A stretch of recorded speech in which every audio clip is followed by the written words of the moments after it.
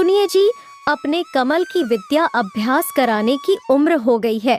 अपने गांव के मिश्रा जी के यहाँ इसे विद्या ग्रहण करने के लिए हमें भेजना चाहिए। उनके संगत में रहकर शिक्षा ग्रहण करके सभी छात्र उच्च पद पर जाते हैं। हाँ, मैं भी यही सोच रहा था। मैं कल ही जाकर मिश्रा जी से बात करके किसी अच्छे दिन से वहां भर्ती करवा देता हूं। बेटा, कमल जाओगे ना गुरुजी के पास शिक्षा ग्रहण करने? पिताजी, मैंने आपसे कितनी बार कहा है कि मेरा नाम कमल नहीं, वीर कमल है। नहीं बेटा, तुम्हारा नाम वीर कमल नहीं, कमल है। नहीं, वीर कमल मुझे नाम पसंद है और मैं एक बहुत बड़ा नायक हूँ।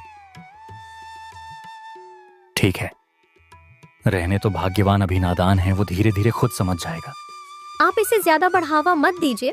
पता नहीं ये क्या क्या कहता रहता है। कुछ दिन पहले कह रहा था कि मैंने जंगल में डाकुओं को मार दिया है जाकर, और अब मैं उनका नायक बन गया हूँ।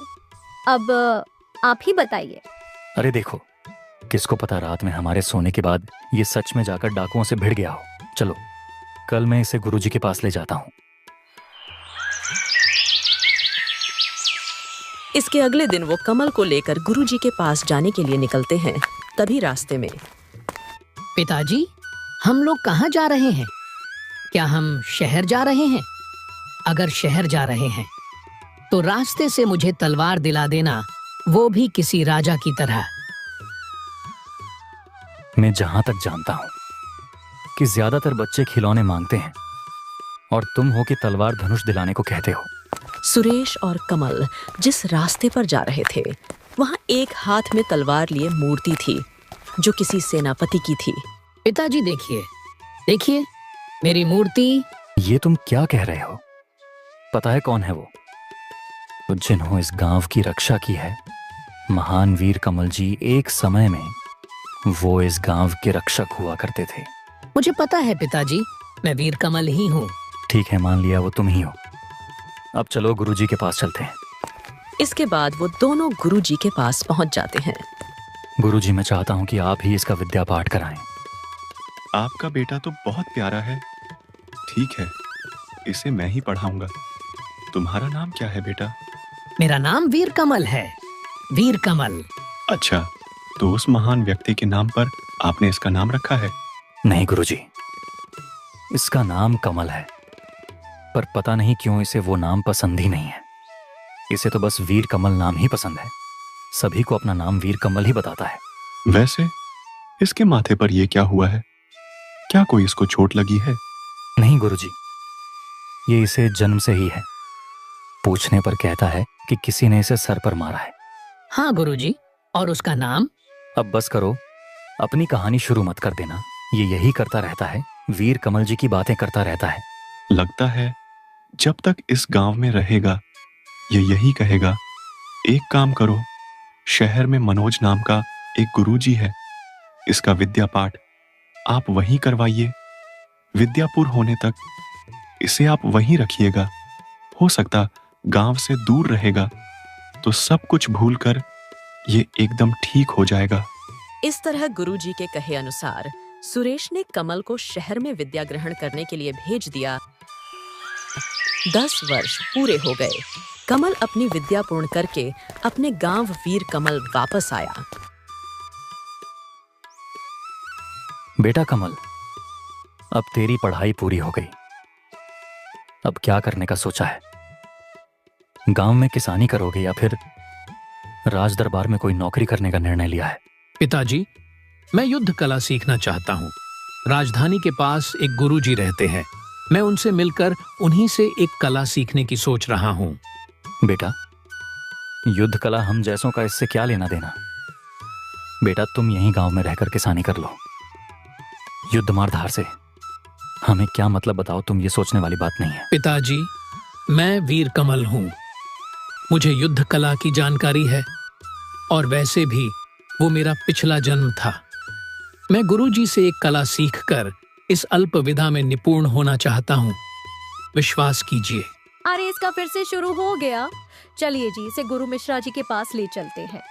इसके बाद कमल के माता पिता कमल को लेकर गुरु मिश्रा जी के पास गए और उन्हें जाकर सारी बात बताई। देखो, कमल, जो तुम कह रहे हो वो सत्य नहीं है। बचपन में तुमने कोई सपना देखा होगा, और वैसे भी अब तुम वीर कमल नहीं हो, तुम्हारा नाम तो कमल है। गुरुजी, मैं सत्य कह रहा हूँ। मैं वीर कमल ही हूँ।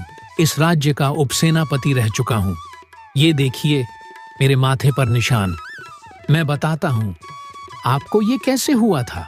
अरे नमस्कार मालिक, बड़े दिनों बाद अपने गांव वापस लौटे हो, और तो सब ठीक तो है ना? हाँ राघव, सब ठीक है। गांव की प्रजा कुशल है ना? क्या बताऊं मालिक, बहुत बड़ी समस्या आन पड़ी है। आजकल तो डाकू ढाकड़ सिंह गांव को लूट रहे हैं। खैर, ये हमारे लिए रोज का हो गया है। आप कब लौटने वाले हो? अब मैं वापस नहीं लौटूंगा। मैं सेवा से निवृत्ति लेकर गांव वापस लौटा हूँ। अब राजधानी वापस कभी नहीं जाऊंगा।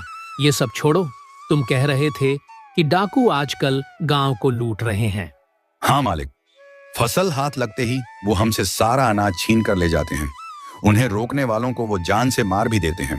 ठीक है, तुम एक काम करो, आज शाम को सभी गांव वालों को एक जगह इकट्ठा होने के लिए कह दो, और गांव के मुखिया को भी बता देना मैंने आने के लिए कहा है।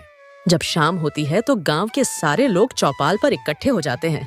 आखिर गांव में ये सब क्या हो रहा है मुखिया जी? आप मुझे विस्तार से बताइए क्या हुआ। अरे क्या बताऊं डाकू, ढाकड़ सिंह बार बार गांव में डाका डालता ही रहता है। उसने सभी किसानों को आदेश दे रखा है कि फसल हाथ लगते ही आधा हिस्सा उन्हें दे दिया जाए, और ऐसा जो नहीं करता है, जो उसकी बात नहीं मानता, उसे अत्यंत निष्ठुरता से जान से मार देता है। फिर आज तक उसकी शिकायत किसी ने महाराज से क्यों नहीं की? हमने यह भी कोशिश की थी कि राजमहल जाकर अधिकारियों को सूचित करें। पता नहीं उसके बाद अचानक क्या हुआ, जो भी इस मामले की शिकायत करके राजधानी से लौटता है, डाकू ढाकड़ उसे पूरे गांव के सामने फांसी पर लटकाकर मार डालता है। उसके बाद से आज तक कोई भी महाराज के पास जाने की हिम्मत नहीं कर पाया। राजधानी जाकर इस बात को पहुंचाने की सोचते भी हैं तो डाकू ढाकड़ हमें अब तक पहुंचने नहीं देता। लोग चुपचाप उसका जुल्म सहते रहते हैं। महाराज के कुछ कर्मचारी भी ढाकड़ सिंह की मदद करते हैं, और बदले में ढाकड़ उन्हें धन देता है। अधिकारियों को भी ढाकड़ सिंह रिश्वत देकर अपने पक्ष में कर लेता है। लेकिन मुझे कभी पता ही नहीं चला कि मेरे पास कोई शिकायत आई है। महाराज को भी इसका कुछ भी पता नहीं लगा है। ढाकड़ और शिकायत दर्ज करने वालों के बीच कोई संबंध जरूर है, वरना महाराज तक यह बात एक बार जरूर पहुंचता। हाँ मालिक, सुनने में आया है कि महाराज के पास काम करने वाले कुछ लोग ढाकड़ सिंह की मदद करते हैं। क्या तुम में से किसी को पता है कि वो ढाकड़ सिंह आखिर रहता कहाँ है? वो कहाँ से आता है और कहाँ जाता है, ये किसी को नहीं पता कि वो आखिर रहता कहाँ है। गांव वालों में प्रयास करने की हिम्मत नहीं है, क्योंकि सभी ढाकड़ के हाथ के मार से थर थर कांपते हैं। उस ढाकड़ का आतंक कितना फैला हुआ है, उसके खिलाफ कोई आवाज नहीं उठाता है। आपको क्या लगता है कि वो वापस कब तक आएगा? फसल को अभी तैयार होने में 1 हफ्ता बाकी है, और जब फसल तैयार होता है, जैसे किसी ने उन्हें सूचित कर दिया हो, बिना बुलाए फसल का आधा हिस्सा लेने पहुंच जाते हैं। यानी आज से 1 हफ्ते बाद वो ढाकड़ इस गांव में वापस आएगा ना? ठीक है, तो जैसा मैं कहता हूं वैसा करो। जब वो आए तो कोई भी उसे धन नहीं देगा। सब लोग अपने अपने घर में रहना, ठीक है? इस बार ढाकड़ सिंह से मैं निपटता हूँ। इस तरह वीर कमल सभी गांव वालों को धीरज देकर भेज देता है। इस तरह 1 हफ्ता बीतता है। गांव वालों के अनुसार ढाकड़ सिंह धान को लूटने के लिए गांव आता है। क्या हुआ? पूरे गांव में इतना सन्नाटा क्यों है? मर गए सब के सब। मुझे पता है कि फसल कट चुकी है। चुपचाप मेरे हिस्से का धान यहाँ रख जाओ। क्या हुआ? कोई सुन रहा है? पिताजी, आपकी पुकार सबने सुन ली है, परंतु फिर भी जानबूझ करके नजरअंदाज कर रहे हैं। किसने इतनी हिम्मत दी होगी? आप कहो तो मैं अभी सबको घसीट कर ले आऊं। हाँ, तुम सही कह रहे हो बेटा। जाकर इन सबको घसीट कर ले आओ। हिम्मत है तो मेरा सामना करो। अब गांव वालों पर तुम्हारा अत्याचार नहीं चलेगा। आओ करो मेरा सामना। मुझे पार करके ही गांव वालों तक जा पाओगे। तुम ठीक हो। सेनापति वीर कमल पदवी से निर्वत ले ली, पर अभी भी बाजों में आपके बहुत ताकत है, और कोई दूसरा क्यों आएगा, मैं खुद ही आता हूँ। इस तरह मारते मारते वीर कमल उस डाकू को जान से मार देता है, लेकिन किसी तरह उसका बेटा बलदेव और उसका साथी वहां से भाग निकलते हैं। इस तरह 1 महीना बीत गया। एक रात की बात है, वीर कमल के घर गांव के मुखिया का लड़का रवि आता है। अरे वो मालिक वीर कमल जी। क्या हुआ रवि, इतनी रात को तुम यहाँ पे आए हो, क्या बात है? मालिक, मेरे पिताजी को वो डाकू ढाकड़ सिंह का बेटा उठाकर ले गया है। वो बहुत खूंखार है।